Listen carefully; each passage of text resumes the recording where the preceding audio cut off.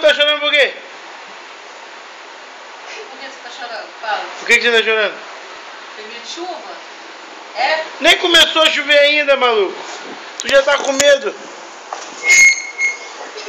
Tá com medo de quê?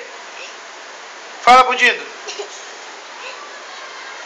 Nem começou, olha lá, sobe na janela. Ih, vai chover pra caralho.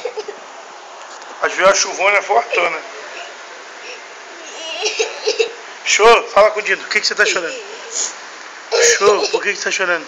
Da chuva. Mas nem tá chovendo. Nem começou a chover.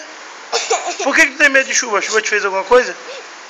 Acho que ainda tá suando. Ué, mas por que tu tá chorando então se nem choveu ainda? Eu tenho medo. Tem medo de chuva, mano, mas chuva não faz nada. Tu já tomou um banho de chuva? Não. Nunca tomou banho de chuva? Vou te levar pra tomar um banho de chuva, tá bom? Não. Por que não? Mas eu tenho medo. Eu Ué? não gosto de água. Ah, então tu é porcolino, tu não gosta de água. Tu não toma banho, não? Vem cá, e na piscina? Na piscina é água. É. Na piscina tu gosta? Tu só não gosta da água que cai do céu? Ah, tá. Parece que ela é muito forte. Ah, quando cai do céu é forte. Mamãe, vai chover fraquinho. Mamãe, fala.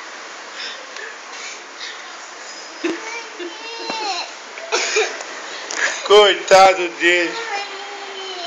Não vai chover, não. Mas nem chover, mano, só tá ventando.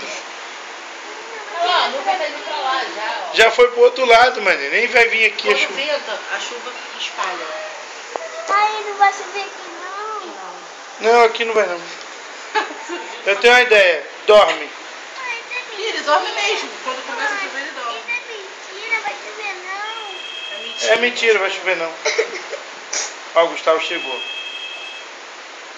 Vai brincar com o Gustavo, que você nem vai ver a chuva. Não,